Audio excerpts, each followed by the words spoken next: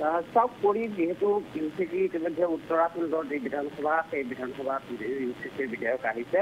আৰু উত্তৰাখণ্ডত এই বিধেয়ক অহাৰ পিছতেই যিহেতু ইয়াৰ অগ্ৰগতিৰ দিশে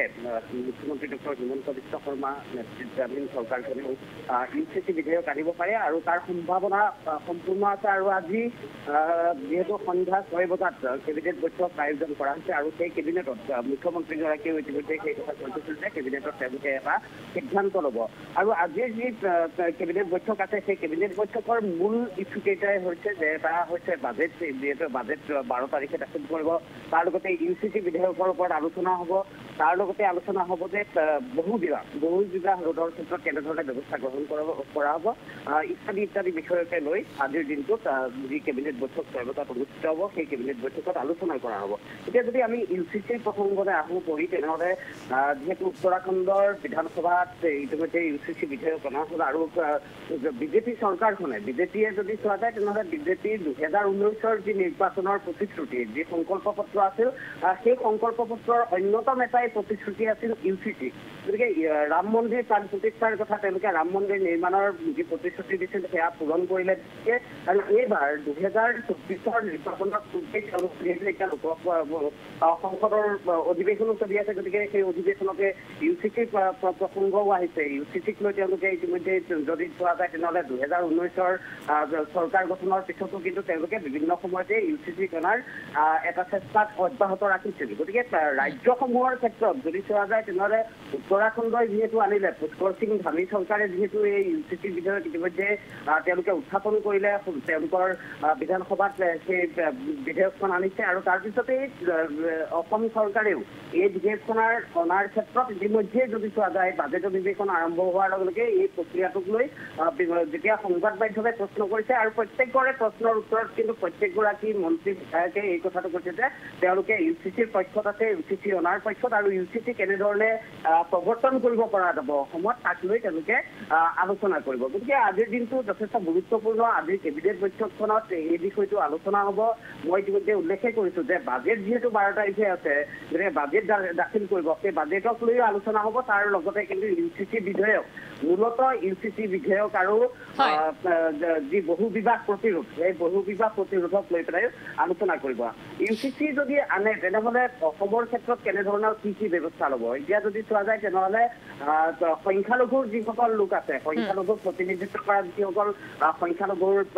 বিশেষকৈ বদৰুদ্দিন আজমলৰ কথা যদি আমি চাওঁ তেনেহ'লে ধুবুৰীৰ সাংসদগৰাকীয়ে কৈছে যে ইউচিচি আহিলে এক প্ৰকাৰ পুৰুষ সমাজক তেওঁলোকে বঞ্চিত কৰা যাব বা এই ইউচিচি আনিলে সমাজখন ভাগ হ'ব। তেওঁলোকে তেনেধৰণে ক'ব বিচাৰে। আমি বহু কেইগৰাকী তেনেধৰণে সংখ্যালঘু বিধায়কৰ সৈতে কথা পাতিছিলোঁ। তেওঁলোকে এনেধৰণৰ এক প্ৰকাৰ সম্পূৰ্ণৰূপে বিৰোধিতা নকৰিলেও কিন্তু ইউচিচিৰ পক্ষত তেওঁলোক নাই যে সেই কথা তেওঁলোকে ক'ব বিচাৰে। কাৰণ ইউচিচি যদি আহে তেনেহ'লে মুছলিমৰ যিখন পাৰ্চনেল ল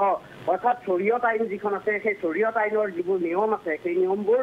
বাধাগ্ৰস্ত হ'ব। বিশেষকৈ আমি যদি চাওঁ তেনেহ'লে মুছলিম পাৰ্চনেল ল যিসমূহ আছে বিশেষকৈ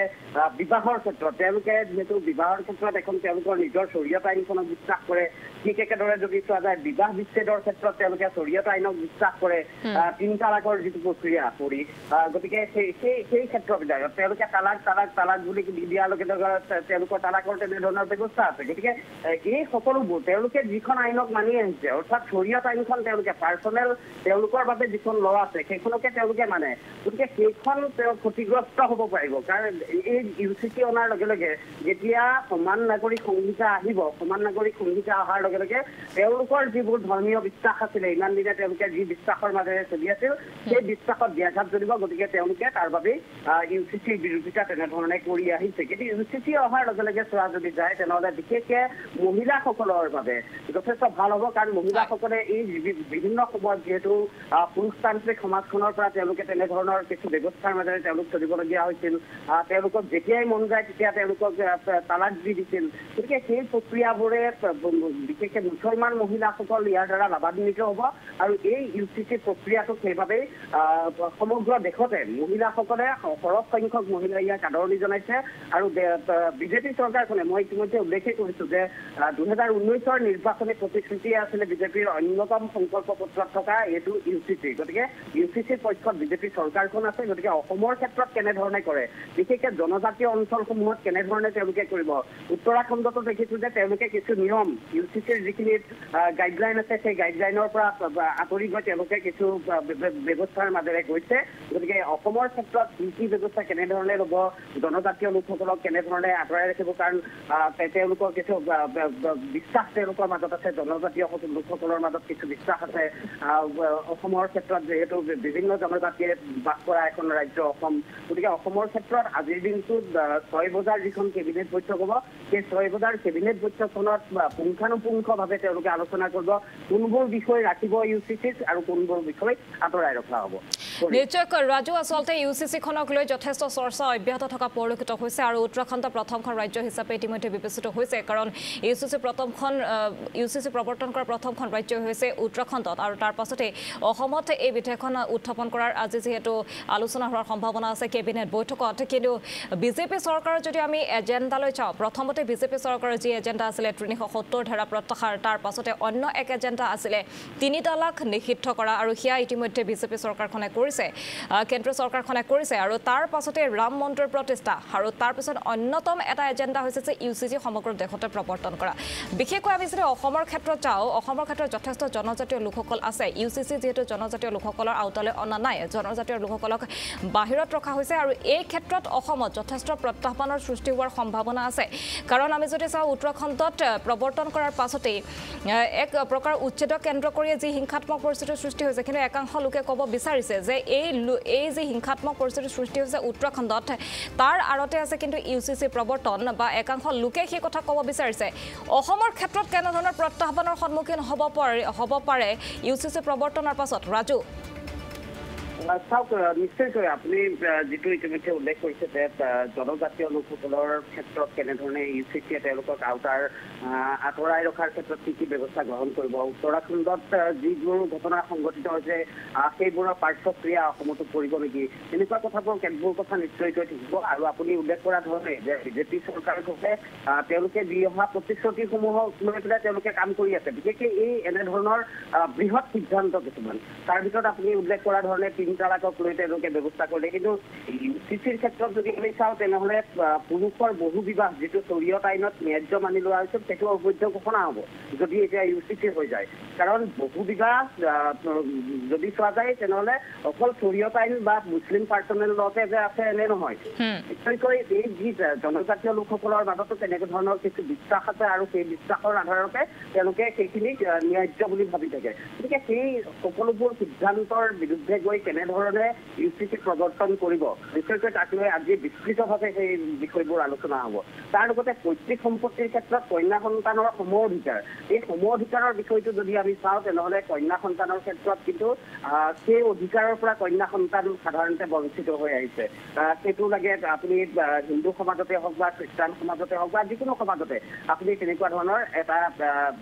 তেনেকুৱা প্ৰক্ৰিয়া দেখা যায় গতিকে এই যে যিবোৰ পাৰ্চনেল ল বিশেষকৈ হিন্দুৰ পাৰ্চনেল ল আৰু মুছলিমৰ পাৰ্চনেল ল যিখন নিজা নিজা আইন আছে সেই আইনৰ উৰ্ধত গৈ কেনেধৰণে এখন সমান নাগৰিক সংহিতা আনিব তাৰ বাবে নিশ্চয়কৈ আজি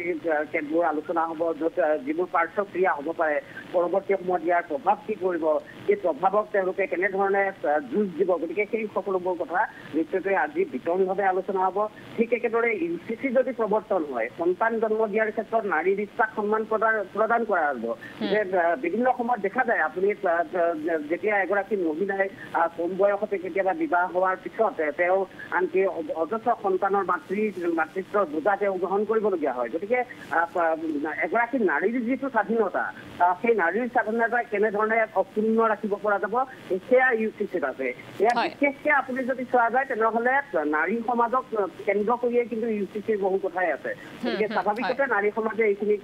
ইতিমধ্যে আদৰি লৈছে ইয়াৰ লগতে চোৱা যায় যদি নাবালিকাৰ বিবাহক বৈধ বুলি নিৰ্ধাৰণ কৰি উচিত নিৰ্ধাৰিত বয়সত বিবাহৰ ব্যৱস্থা কৰিব ইউচিচিয়ে নিশ্চয়কৈ যোনটো যদি চোৱা যায় ইউচিচিয়ে কিন্তু বহু বিবাহ ৰোধ কৰিব আপুনি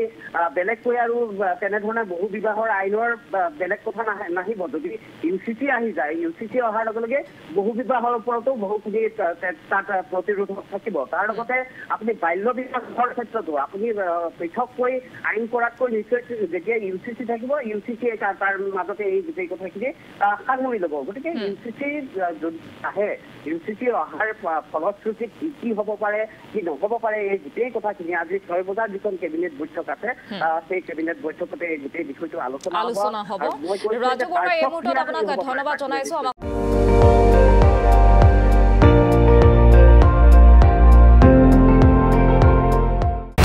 আপুনি চাই আছে ND24 সৰ্বশ্ৰেষ্ঠ নহয় সৰ্বোত্তমৰ দৌৰত